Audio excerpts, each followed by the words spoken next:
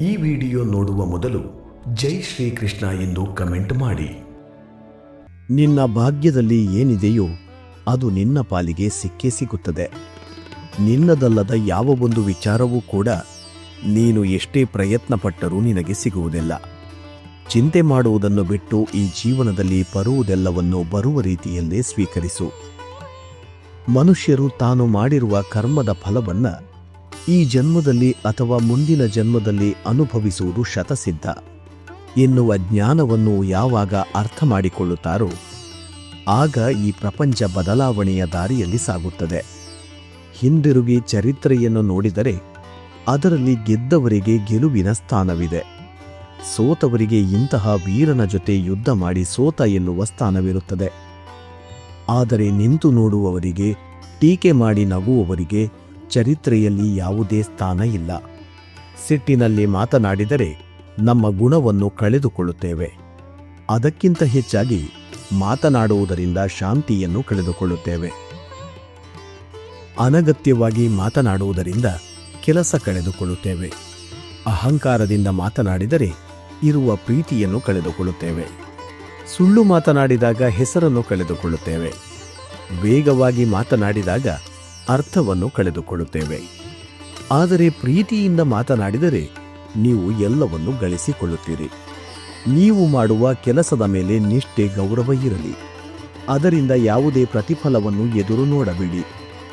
ಒಂದು ವೇಳೆ ನೀವು ಮಾಡುತ್ತಿರುವ ಕೆಲಸಗಳಲ್ಲಿ ನಿಮ್ಮ ಗುರಿ ತಲುಪುವಲ್ಲಿ ವಿಫಲವಾದರೆ ಅದಕ್ಕಾಗಿ ನೀವು ಬಳಸುತ್ತಿರುವ ತಂತ್ರವನ್ನು ಬದಲಾಯಿಸಿ ಹೊರತು ನಿಮ್ಮ ಗುರಿಯನ್ನಲ್ಲ.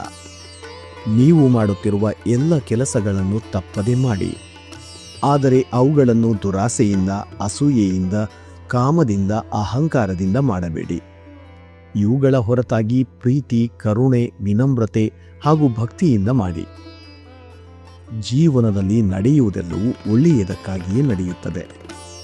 ಪ್ರಸ್ತುತ ನಿಮ್ಮ ಜೀವನದಲ್ಲಿ ಏನು ನಡೆಯುತ್ತಿದೆಯೋ ಅದೆಲ್ಲವೂ ಸಹ ಉತ್ತಮವಾದ ಕಾರಣಕ್ಕೆ ನಡೆಯುತ್ತಿದೆ.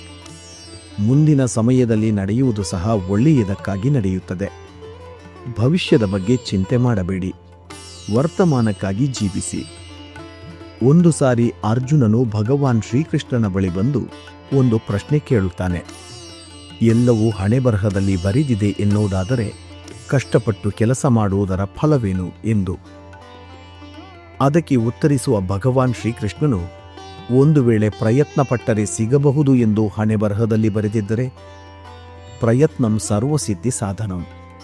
ಮನುಷ್ಯನು ಖಾಲಿ ಕೈಯಲ್ಲಿ ಬರುತ್ತಾನೆ, ಖಾಲಿ ಕೈಯಲ್ಲಿ ಹೋಗುತ್ತಾನೆ ಎಂದು ಎಲ್ಲರೂ ಹೇಳುತ್ತಾರೆ. ಆದರೆ ಮನುಷ್ಯನು ಬರುವಾಗ ಭಾಗ್ಯದ ಜೊತೆಗೆ ಬರುತ್ತಾನೆ ಮತ್ತು ಹೋಗುವಾಗ ಕರ್ಮದ ಫಲವನ್ನು ಕೊಂಡು ಹೋಗುತ್ತಾನೆ. ಒಂದು ಸಾರಿ ನಾರದ ಮುನಿಗಳು ಭಗವಾನ್ ಶ್ರೀಕೃಷ್ಣನ ಬಳಿ ಈ ಪ್ರಪಂಚದಲ್ಲಿ ಎಲ್ಲರೂ ಯಾಕೆ ದುಃಖದಿಂದ ಇರುತ್ತಾರೆ ಎನ್ನುವ ಪ್ರಶ್ನೆ ಕೇಳಿದರು. ಅದಕ್ಕೆ ಭಗವಾನ್ ಶ್ರೀಕೃಷ್ಣ ಮುಗುಳ್ನಗುತ್ತಾ ನೀಡಿದ ಉತ್ತರ ಹೀಗಿತ್ತು: ಸುಖ ಎನ್ನುವುದು ಎಲ್ಲರಲ್ಲಿಯೂ ಇದೆ, ಆದರೆ ಮತ್ತೊಬ್ಬರ ಸಂತೋಷ ನೋಡಿ ಎಲ್ಲರೂ ದುಃಖ ಪಡುತ್ತಿದ್ದಾರೆ. ಈ ಪ್ರಪಂಚದಲ್ಲಿ ಯಾವುದು ಸಹ ಶಾಶ್ವತವಲ್ಲ. ಇಲ್ಲಿ ಎಲ್ಲವೂ ನಶ್ವರ. ಪ್ರತಿಯೊಬ್ಬರ ದೇಹಕ್ಕೂ ಒಂದು ಆಯಸ್ಸು ಇರುತ್ತದೆ. ಹಾಗಾಗಿ ನಿಮ್ಮ ಗುರುತಿಗಾಗಿ ದೇಹವನ್ನು ಬಳಸಿಕೊಳ್ಳುವುದರಿಂದ ಯಾವುದೇ ಪ್ರಯೋಜನ ಇಲ್ಲ. ಆತ್ಮವನ್ನು ಬಿಟ್ಟು ಎಲ್ಲವೂ ನಶ್ವರ. ದೇಹ ಅಂತ್ಯವಾದ ನಂತರ ನಾವು ಏನನ್ನೂ ತೆಗೆದುಕೊಂಡು ಹೋಗಲು ಆಗುವುದಿಲ್ಲ. ಯಾರನ್ನೂ ಜೊತೆಗೆ ಕರೆದುಕೊಂಡು ಹೋಗುವುದು ಸಾಧ್ಯವಿಲ್ಲ. ಒಂದು ಒಳ್ಳೆಯ ಕೆಲಸಕ್ಕಾಗಿ ಪ್ರಯತ್ನ ಎನ್ನುವುದು ಹೆಚ್ಚಾದಷ್ಟು ಹಣೆಯ ಬರಹ ಸಹ ಅದರ ಎದುರು ತಲೆಬಾಗಿ ನಿಲ್ಲುತ್ತದೆ. ಇದು ನಿಶ್ಚಿತವಾದದ್ದು. ನೆಮ್ಮದಿ ಎನ್ನುವುದು ಹಣ ಅಥವಾ ವಸ್ತುಗಳಲ್ಲಿ ಇರುವುದಿಲ್ಲ, ಬದಲಾಗಿ ನಮ್ಮ ಮನಸ್ಸು ಮತ್ತು ಯೋಚನೆಯಲ್ಲಿ ಇರುತ್ತದೆ. ಕಷ್ಟವೇ ಪಡೆದೇ ಸಿಗುವ ಸುಖ ಸಂತೋಷ ತರುವುದಿಲ್ಲ. ಹಾಗಾಗಿ ಸಂತೋಷವನ್ನು ಕಷ್ಟದಲ್ಲಿ ಹುಡುಕಿ. ಬದುಕೆನ್ನುವ ಈ ಹೋರಾಟದಲ್ಲಿ ನಾವು ಮಾಡುವ ಎಲ್ಲ ಕೆಲಸಗಳನ್ನು ಪ್ರಾಮಾಣಿಕತೆಯಿಂದ ಮಾಡಬೇಕು. ಏನಾಗಬೇಕು ಅದು ಆಗೇ ಆಗುತ್ತದೆ. ಅದನ್ನು ತಡೆಯಲು ಯಾರಿಂದಲೂ ಸಾಧ್ಯವಿಲ್ಲ.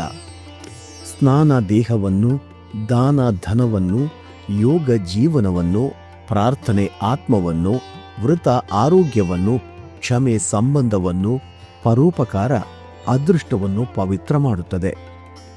ದೇವರಿಗೆ ಪೂಜೆ ಮಾಡುವುದರಿಂದ ಪುಣ್ಯ ಬರುವುದಿಲ್ಲ.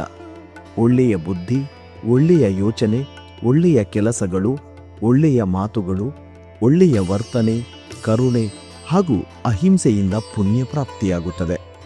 ಮುಂದಿನ ಜನ್ಮಕ್ಕೆ ಈ ಜನ್ಮ ಬುನಾದಿಯಾಗಿರುತ್ತದೆ ಎನ್ನುವುದು ಸತ್ಯ.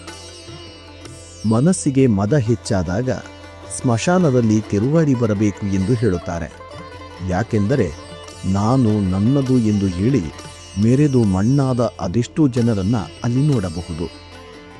ಸತ್ಯದ ದಾರಿಯಲ್ಲೇ ಚಲಿಸಿ ಆ ದಾರಿಯಲ್ಲಿ ನಡೆಯುವಾಗ ನೀನು ಪಾತಾಳಕ್ಕೆ ಬಿದ್ದರೂ ಸಹ ನಿನ್ನನ್ನು ಮೇಲಕ್ಕೆ ಎತ್ತಲು ನಾನು ಬರುತ್ತೇನೆ.